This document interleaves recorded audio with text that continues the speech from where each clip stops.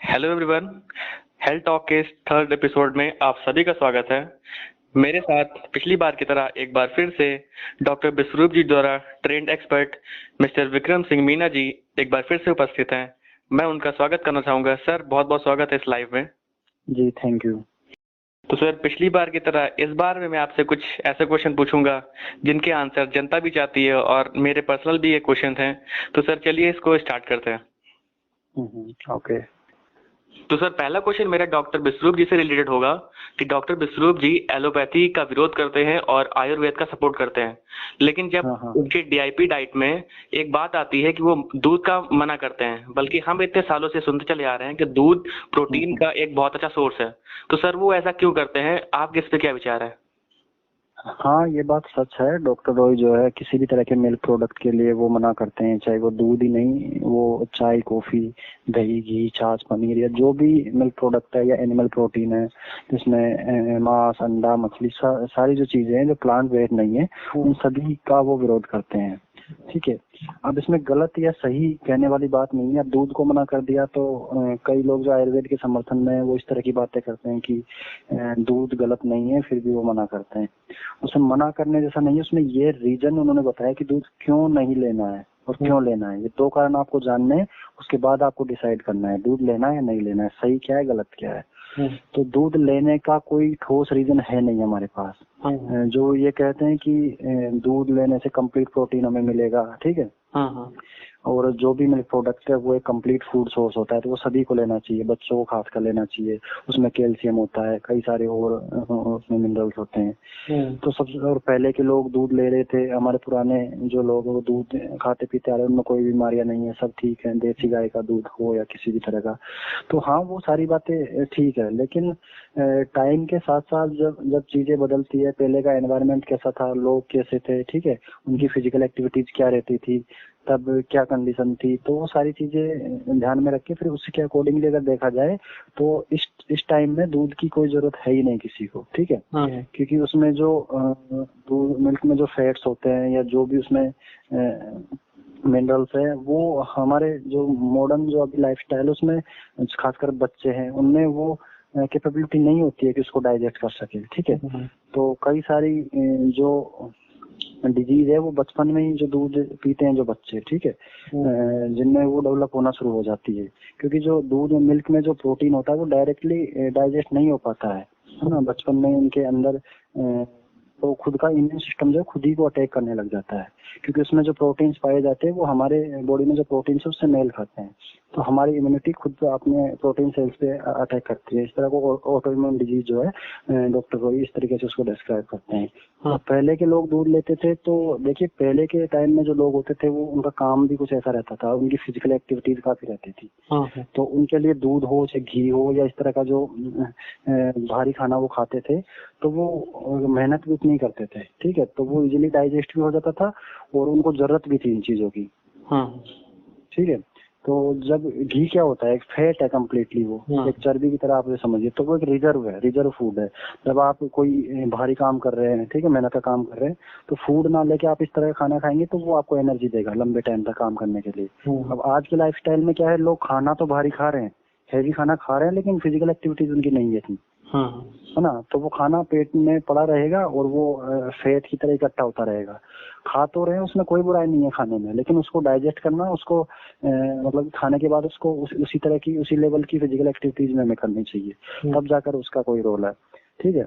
और अच्छे बुरे वाली कोई बात नहीं है, बस जरूरत नहीं है हमें दूध पीने की, ये है कंप्लीट चीज। और बात रही कि उसमें कैल्शियम होता है, ये होता है, तो पूर्ति कहाँ से होगी प्रोटीन वगैरह की, तो जिन जानवर से हमें दूध आता है वो तो शाकाहारी है, ठीक है, तो उनको प्रोटीन वगैरह कहाँ से मिलता है, वही प्लांट बेस्ड फूड वो खाते हैं, हरे पत्ते खाते हैं, फल सब्जियां इस तरह की चीजें वो खाते हैं, ठीक है। और कैल्शियम से हड्डियां मजबूत होती है, ये भी कोई एक मिसकंसेप्शन है, ठीक है, ऐसा कुछ भी नहीं है, डायरेक्टली कोई रिलेशन नहीं है कि ये दूध पीने से हड्डियां मजबूत होती है। अब हाथी जैसा इतना बड़ा जानवर का एग्जांपल डॉक्टर विश्वरूप रॉय जी बताते हैं, इतना भारी जानवर, उसकी हड्डियां कितनी मजबूत होती है, तो वो तो दूध नहीं पीता ना। तो दूध सिर्फ बचपन में जब ग्रो होता है, जो बच्चा है, चाहे वो इंसान का हो चाहे किसी जानवर का हो, उसको उसी कंडीशन में या उसी टाइम पे उसकी जरूरत होती है, ताकि वो ग्रो कर सके। तब तक वो खाना नहीं खाता है ना, तब तक दूध की जरूरत होती है। भाई छोटा बच्चा है, पैदा होते ही वो खाना थोड़ी खाएगा। हाँ। तो जो उसकी मदर है जिससे वो पैदा हुआ है, तो उसको खाना खाना है, और जो मिल्क है वो कंप्लीट फूड है उस बच्चे के लिए, ठीक है, क्योंकि वो चबा नहीं सकता। इसीलिए सिर्फ शुरू के 1-2 साल या 8-10 महीने अलग अलग जानवर या इंसान के केस में अलग अलग हो सकता है, तो उतने ही टाइम तक उसको दूध की जरूरत पड़ती है, क्योंकि तब तक वो खाना चबा नहीं सकता, खा नहीं सकता, ठीक है। लेकिन कोई भी जानवर है, चाहे आप इंसान को छोड़ के किसी भी जानवर को देख लीजिए, वो सिर्फ अपनी माँ का दूध पीता है और उतने ही टाइम तक पीता है जब तक वो खाने लायक ना हो जाए। लेकिन इंसान इकलौता ऐसा जीव है इस धरती पे जो पूरी उम्र भर दूध पीता रहता है, वो भी अपनी माँ का नहीं, मतलब कि दूसरे जानवरों का दूध पीता रहता है। तो ये कहाँ तक सही है, इसमें क्या लॉजिक है मुझे नहीं पता। बाकी मैं भी डॉक्टर रॉय के सपोर्ट नहीं हूँ कि दूध की कोई जरूरत है नहीं है तो, ठीक है। और आयुर्वेद में दूध बताया गया है, तो देखिए दूसरी चीज ये भी बहुत बड़ा फैक्टर है कि उस टाइम जो दूध होता था तो ज्यादातर वहाँ पे गायों का दूध इस्तेमाल होता, गाय पाली जाती थी हर घर में, ठीक है।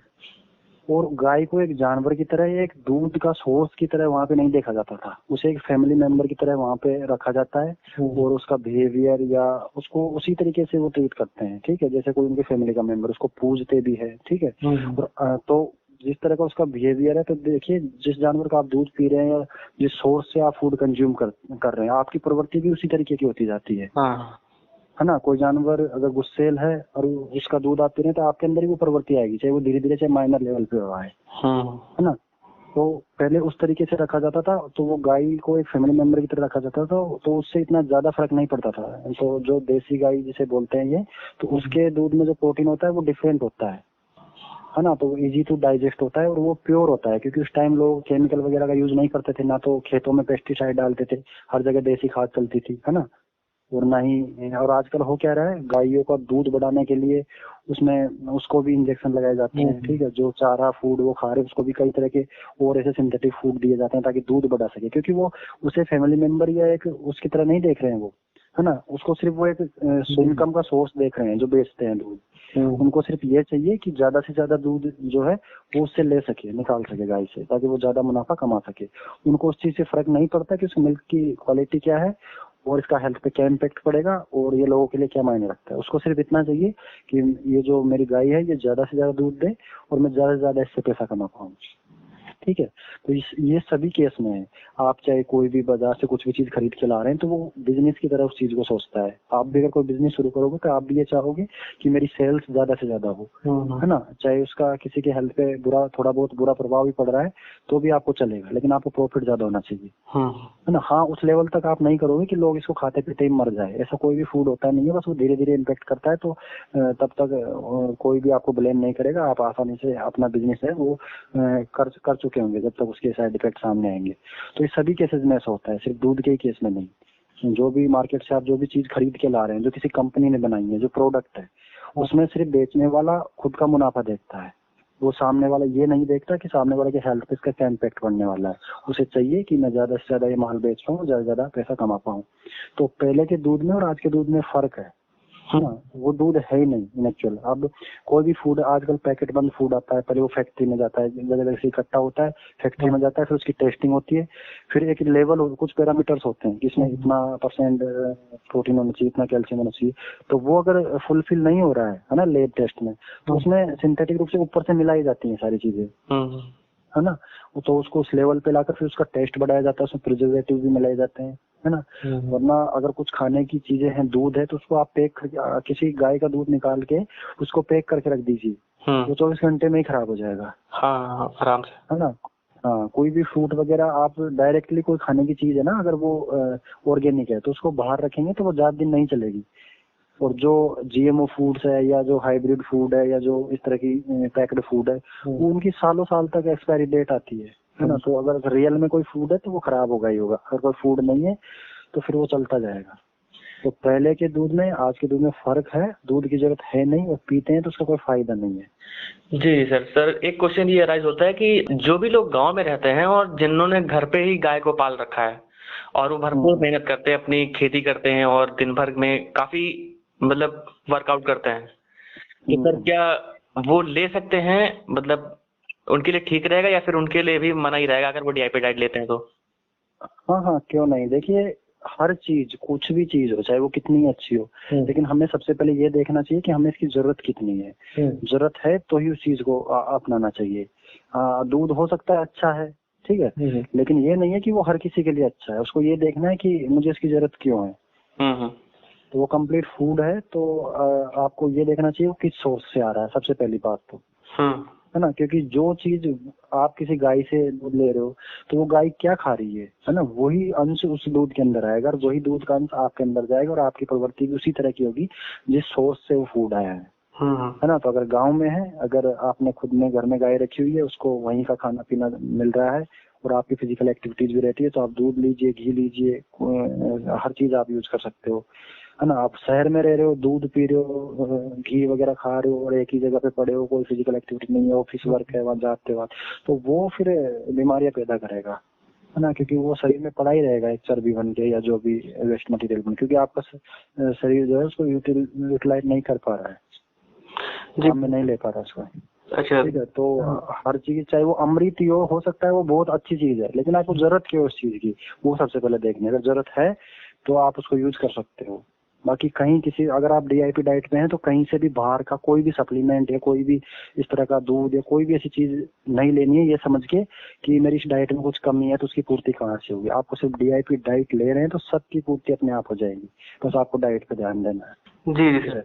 तो सर अब जैसे आपने ये चीज बताई कि हम मान लीजिए कि जो लोग शहर में रहते हैं वो प्रोटीन दूध से नहीं लेना चाहिए, ठीक है सर। तो अगर जो लोग शहर में रहते हैं सर, उनके लिए कुछ आप 4-5 ऐसे नाम बता दीजिए जिसके वजह से उनकी प्रोटीन और जरूरतें होती है वो पूरी हो सके। हाँ, कई लोग होते हैं कि प्रोटीन या जो भी और सप्लीमेंट लेने को प्रिफर करते हैं, वो कहते हैं कि बिल्कुल नेचुरल है, प्लांट बेस्ड है, तो क्या ये ले लूं। देखिए, सबसे पहली बात तो ये है कि कोई भी, मैंने अभी भी समझाया आपको, कोई भी कंपनी जो अपने प्रोडक्ट को बेचती है, ठीक है, तो वो सिर्फ आपको उसकी पॉजिटिव साइड दिखाती है, उसके, हाँ, वो चीजें आपको छुपा लेती है जो उसमें नहीं है।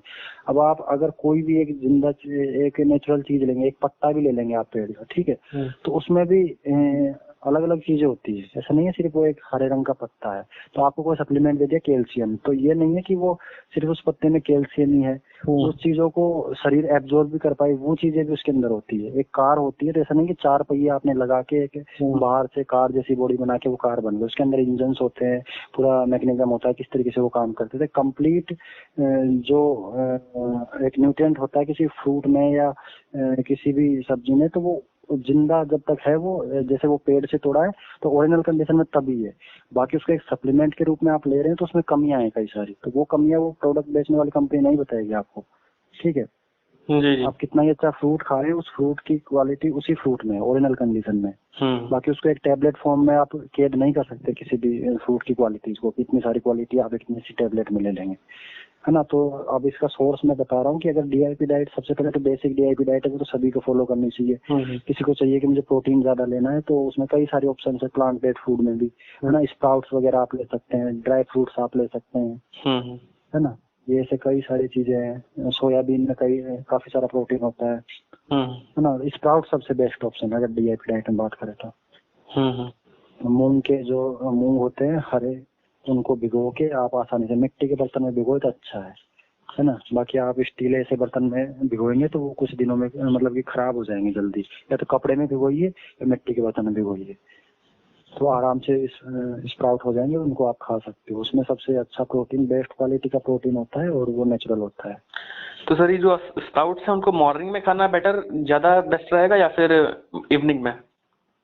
वो फिर अलग अलग पर्सन के अकॉर्डिंगली वेरी करता है। किसी को कोई दिक्कत नहीं है, एज कम है तो आसानी से वो किसी भी टाइम खा ले तो उसको कोई दिक्कत नहीं होती।